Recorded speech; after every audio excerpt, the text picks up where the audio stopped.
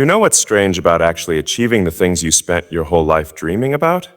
They don't feel the way you thought they would. When I was younger, broke, sleeping on a friend's couch, eating ramen because that's all I could afford, I had this crystal clear vision of what success would look like, what it would feel like, how my life would be once I made it. And I can tell you now, decades later, having built multiple billion-dollar companies, having achieved things most people would consider impossible, I was completely wrong about almost everything. Success looks nothing like I imagined. And I'm not sure if that's because my imagination was limited or because success itself is fundamentally different from what we're sold as kids. Maybe both. But I think it's important to talk about this because there are millions of people out there chasing a vision of success that might be just as wrong as mine was. And if someone had told me the truth earlier, I might have made different choices. Better choices. Or at least more informed ones. Let me paint you a picture of what I thought success would look like when I was in my 20s. Hungry and ambitious, and absolutely certain I was going to change the world. I thought success meant freedom, complete, total freedom. Freedom to do whatever I wanted, whenever I wanted. No boss telling me what to do. No alarm clock dictating my schedule. No financial constraints limiting my choices. I thought once I made enough money, once I built something significant, I'd finally be free. Free from stress, free from worry, free from the constant grinding pressure of trying to make something work. I imagined waking up whenever I wanted, maybe on a beach somewhere.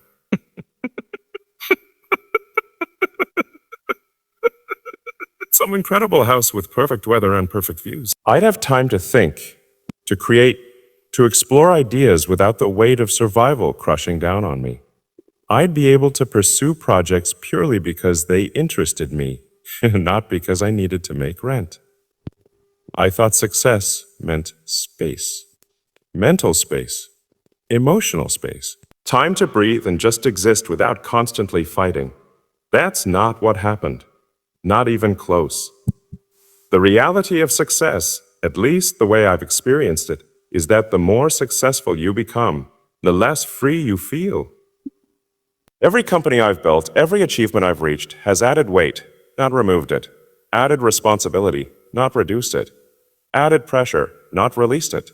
I wake up now with more stress than I had when I was broke. Different stress, sure, but more of it. Heavier, more consequential. When you're starting out and you fail, it affects you and maybe a handful of people who believed in you. When you're running companies that employ tens of thousands of people, that supply millions of customers, that are pushing technology forward in ways that affect humanity's future, your decisions carry exponential weight. What? Wrong move doesn't just hurt you. It ripples out in ways you can't always predict. That weight never goes away, grows. And nobody tells you that when you're chasing success, they tell you about the rewards, not about the weight. I thought success meant respect. Universal respect. Universal respect. I thought once I proved myself, once I built things that mattered, that worked, that changed industries, people would respect that. They'd respect the work, the vision, the execution. I thought criticism would fade away because results speak for themselves, right? When you deliver rockets that land themselves, when you make electric cars people actually want, when you push boundaries everyone said couldn't be pushed, surely that earns respect. But that's not how it works. Success doesn't earn you universal respect. It earns you universal attention. And attention is a double-edged sword that cuts deeper the more you have of it. Yes, some people respect what I've built, but just as many, maybe more, are looking for reasons to tear it down. Success makes you a target. Every decision gets scrutinized. Every mistake gets amplified. Every quirk or flaw or human moment gets dissected and judged and turned into content for people who've never built anything themselves. So success meant I'd finally feel secure. Like I'd reached some level where I could relax, where I'd know I'd made it, where the voice in my head saying, "You're not good enough, you haven't done enough," would finally shut up. I thought there was a finish line, a point where you could say, "Okay, I've arrived, I can stop running now." There's no finish line. That's probably the biggest lie we tell ourselves about success. The goalpost keeps moving. You hit one milestone, and immediately you're focused on the next one. You solve one problem, and 3 more appear. You build one company, and you're already thinking about what else needs to exist. The hunger doesn't go away. The drive doesn't diminish. If anything, success makes it worse, because now you know what's possible. Now you can see further. Now the gap between what is and what could be feels even more urgent. I thought success meant I'd be happy. This is the big one, the fundamental assumption underlying everything. Once I achieve X, once I build Y, once I prove Z, then I'll be happy, then I'll be satisfied, then life will feel good. That's what we're sold, right? That success equals happiness. That achievement brings fulfillment. That, if you just work hard enough and want it bad enough and push through all the obstacles, you'll reach this place where everything feels worth it. But happiness doesn't work that way. Success and happiness are 2 completely different things that we've somehow convinced ourselves are connected. They're not, or at least not in the way we think. Achieving things feels good for a moment. Building something that works, that matters, that changes things, there's satisfaction in that. Satisfaction in that. But it's temporary. It's fleeting. And it's not the same as happiness. Not even close. I've had moments of incredible professional success while being personally miserable. I've had product launches that went perfectly, that achieved everything we set out to do. And I felt nothing. Or worse, I felt empty. Because the achievement itself, isolated from everything else in life, doesn't actually fulfill you. It just creates more questions, more hunger, more what's next. Here's what I imagined success would feel like. I thought I'd wake up one day and just feel different. Feel settled, feel complete, feel like I'd figured it out. All the pieces would click into place and I'd have this deep sense of, yes, this is it. This is what I was working toward. I thought there'd be a moment of arrival, a feeling of having made it. That moment never came. Or it came and went so fast I barely noticed it. Because the thing about achieving goals is that by the time you reach them, you're already focused on the next thing. By the time SpaceX successfully landed a rocket for the first time, something that should have felt like a culmination of years of impossible work, I was already thinking about the next technical challenge. By the time Tesla proved electric cars could work, could sell, could compete, I was already obsessed with scaling production and solving the next set of problems. Maybe that's just how I'm wired.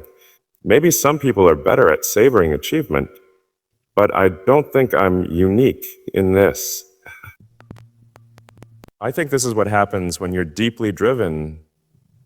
The drive doesn't care about achievement. It only cares about the next mountain. And success doesn't change that.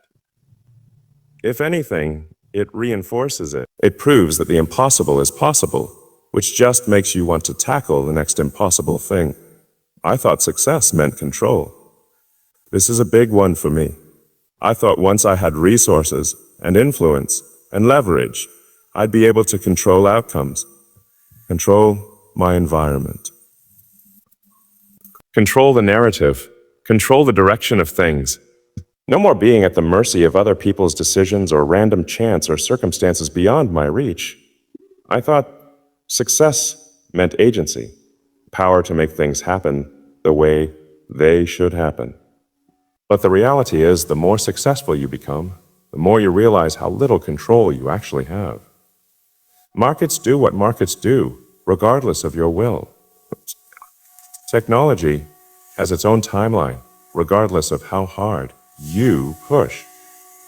People are unpredictable, no matter how much you try to account for variables, and the bigger your ambitions, the more factors are outside your control. You can control your effort, your decisions, your responses, but you can't control outcomes. Not really. And learning that lesson over and over again.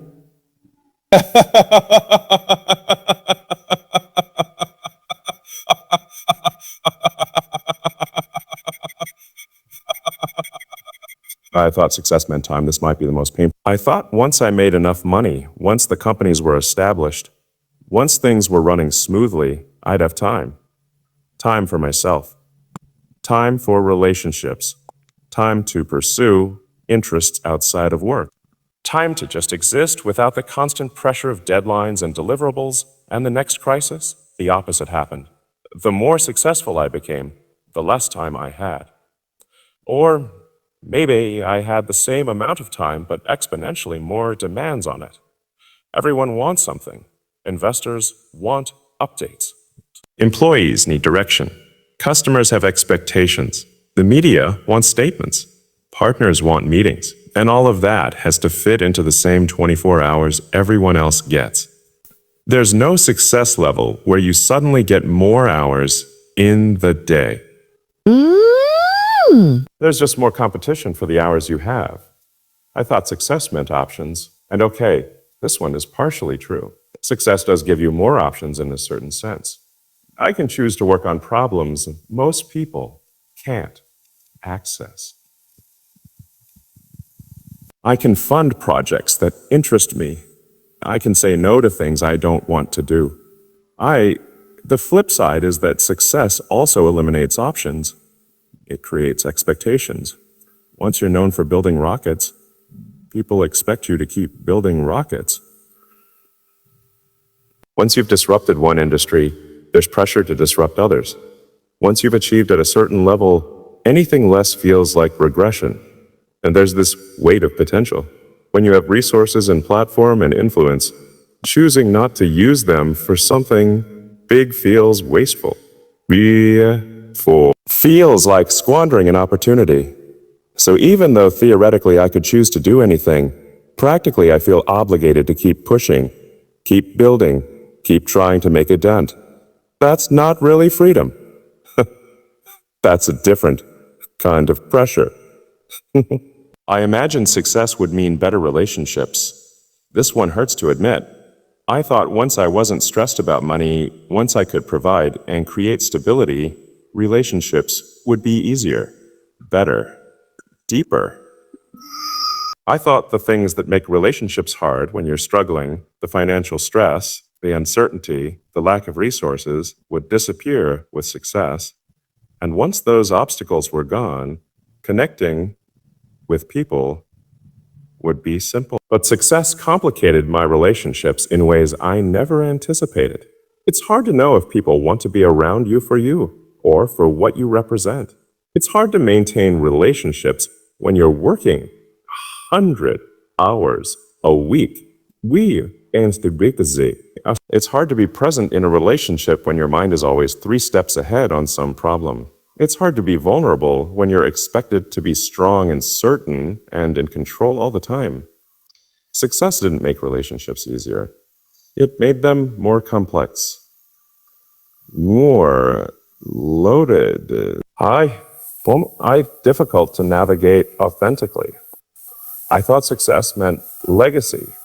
I thought building companies that mattered, that pushed technology forward, that changed how we think about transportation and energy and space would be legacy. Would be something that outlasts me and means something beyond my lifetime. And maybe it will. Maybe that part is still true. But the older I get, the more I wonder if legacy is about the companies or about the relationships, about the impact on industries or the impact on individuals, about what you built or how you treated people while building it. Because companies can disappear, industries can shift. What seems important now might seem trivial in 50 years. But the way you made people feel, the lives you touched directly, the moments of genuine human connection, maybe that's the real legacy. And if that's true, I'm not sure I've been investing in the right things. I've been building companies that might last. But have I been building relationships that matter? Have I been present enough in my kids' lives? Have I been the person that the people closest to me needed me to be? Success in business doesn't answer those questions, and those might be questions that actually matter. Here's what success actually looks like, at least from where I'm standing. It looks like constant pressure. It looks like never feeling like you've done enough. It looks like being responsible for thousands of people's livelihoods. It looks like public scrutiny of every decision. It looks like working harder now than when you started because the stakes are higher and more people are depending on you. It looks like having resources but no time. Having influence but no peace. Having achieved things but feeling like you're always running behind. It looks like complicated relationships where you're never sure if people see your success. It looks like your kids growing up while you're in meetings. It looks like missing moments you can't get back because there was always something urgent demanding your attention. It looks like being known by millions and understood by almost no one. It looks like having everything and still feeling like something essential is missing. It looks like realizing that all the things you thought would make you happy, achievement, recognition, wealth, impact, don't actually make you happy. They make you more of what you already are. If you're driven, success makes you more driven. If you're never satisfied, success makes you less satisfied. If you're disconnected from yourself, success makes that disconnection deeper. Success amplifies. It doesn't transform. I'm not saying this to complain. I know how it sounds. Poor billionaire talking about how hard success is. I get it. I'm not asking for sympathy. I'm trying to be honest about something I wish someone had been honest with me about. Because if you're out there chasing success, and maybe you should be, maybe your goals are important and worth pursuing, I want you to know what you're actually chasing. Not the mythology, the reality. Success won't fix your problems. It will give you new problems. Better problems in some ways, problems with more resources to address them, but problems nonetheless. If you're broken, success won't heal you.